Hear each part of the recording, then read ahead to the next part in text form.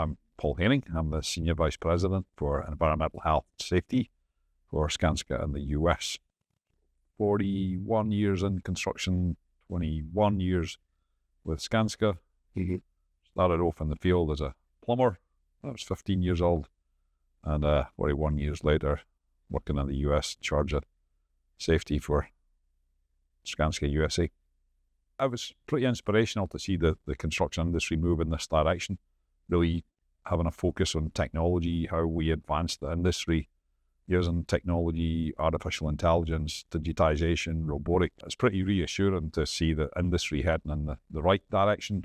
It's not so long ago. I'm the adjunct faculty at Columbia University and was part of a research white paper with the World Economic Forum, which was really challenged to assess the situation that over a 30-year period that construction really hadn't evolved with regards to technology, and actually in comparison to other industries which on an exponential curve had advanced technology and profitability and efficiency, but yet construction, I believe, fishing and agriculture had flatlined over that same period of time. And I think when we did the research 5+ years ago, construction actually was in a downturn with regards to technology adoption. I believe that research has triggered a little bit of a dynamic change in the industry, and we've started to see a major increase. And I think the Safe Tech event really is indicative of that change and mindset within the construction industry, not just in the US, but I think globally as well. That's part of my personal evolution within the industry. I think I mentioned earlier about leaving and practically working in construction as a 15-year-old plumber and seeing what it was like in the trenches, literally, how do we apply new solutions, new technologies. And I think the understanding or maybe misconception that we have within the industry that innovation and solutions needs to come from corporate level, where in actual fact, when you look at the cutting edge of what we do, if we don't get things right in application, then we have a ripple effect back up through the corporate where the business is not efficient, not profitable, and we inherently usually have safety issues, quality issues built in because we don't listen to the workers or really identify the risks and solutions to the right level at the front line. So I think that's given me some insight to how we need to solve for the worker in the front line, how we need to listen to those workers, harness their innovations and ideas and process that through to make our businesses and the industry more efficient. I saw some really interesting innovations along the same lines as I mentioned earlier, some that connected to solving problems for the worker in the front line, some making some pretty high-level claims of their abilities that maybe didn't resonate with me so much. Again, coming from the practical hands-on approach, I really was looking for those technologies that presented that solution, made life easier for the worker on the front line. Because if we get that right, then we make things more efficient, better quality, deliver on time, happy client, and get people home safe. So I think that was what I was really looking for within the tech application. With regards to advanced technologies, I mentioned the history and timeline coming into the industry. I did eventually go back through academic routes, went an alternate route to get to academia. One of the defining moments for me was going into an engineering math class that I really had no previous calculus experience, and I was asked to predict, or was challenged by the lecturer to predict what size an ice cube would be after a certain amount of period of time at a certain temperature with certain surface area dimensions. And when I eventually got over the shock of how I was supposed to predict this using differential calculus and quadratic equations, the realization that if you measure the right things within certain degrees of accuracy and repeat the iterative analysis of data, you can actually predict outcomes. So that has set me on a journey really to try and access predictive data, but get real data, actionable data was a real challenge. How do you extract information from paper or Excel spreadsheets? So it really led us to digitize our full management system. And we've internally built a software called Planet, which connects all the points from corporate level to worker on the front line. So it then digitally gives us access to data to analyze, to check for improvements, and continuously improve the process. So plan, do, check, act, and a digital platform is what we created. And I think further realization, that's iterative analysis of data, really morphs towards artificial intelligence. So using machine learning, using large language models, analyzing the data that's being created from that digital platform has taken us to the next level. So we've found means and methods and other technologies that tie into that process. So machine learning, remote video auditing, with human-in-the-loop intelligence to identify at-risk or positive behaviors. It's another arm of artificial intelligence that we've identified.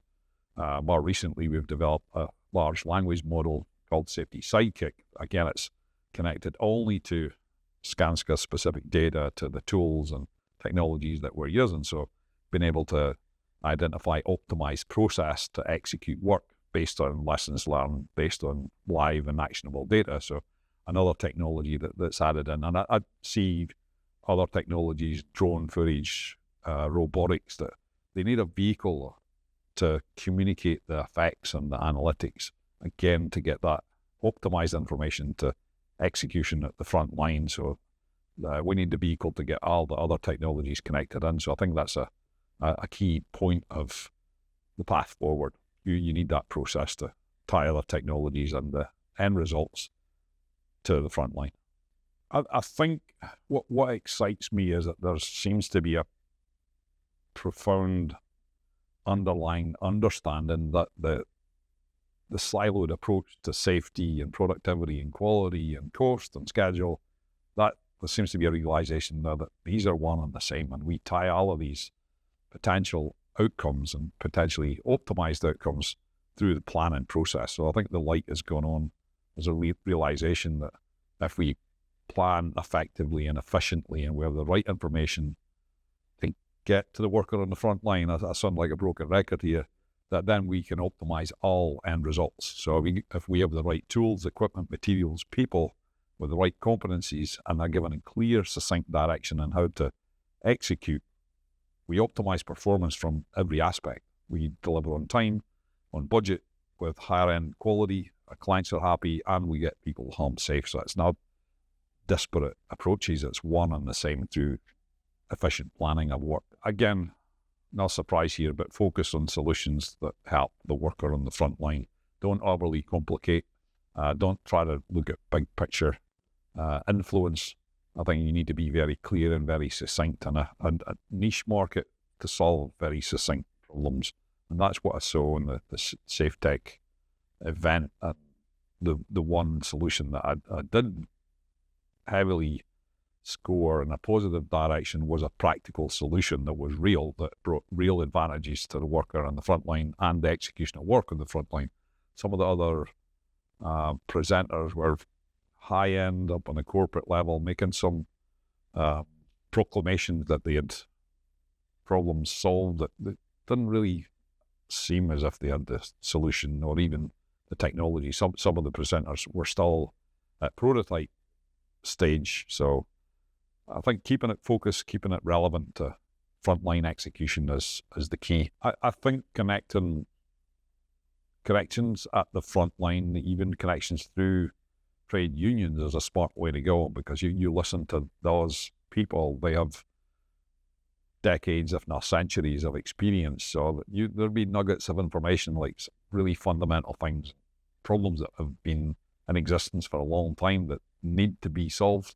So you get a specific problem and one specific solution that could get a foothold into big picture solutions across the industry. So connecting with the frontline mentality, connecting with the frontline issues that have been in existence for a long, long while.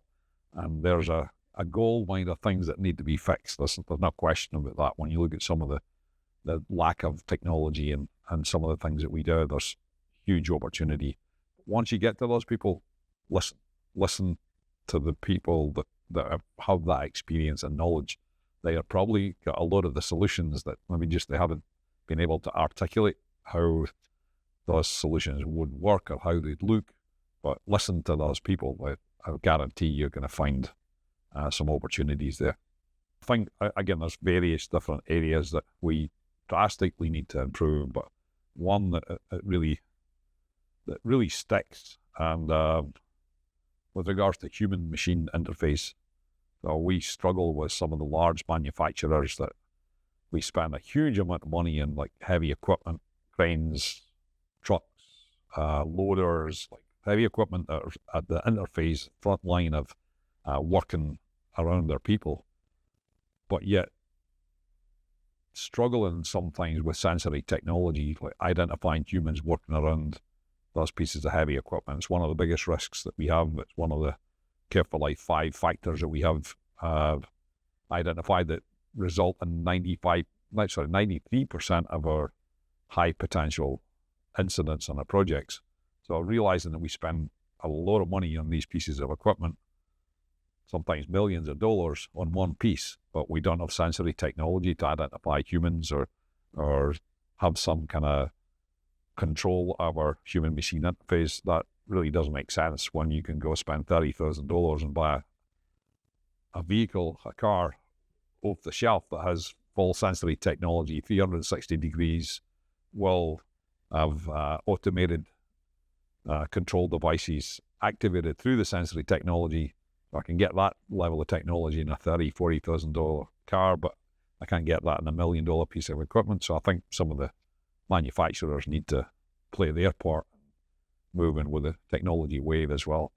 I think there's certain issues in certain areas with regards to identity of people and human rights and using sensory technology to track a human being.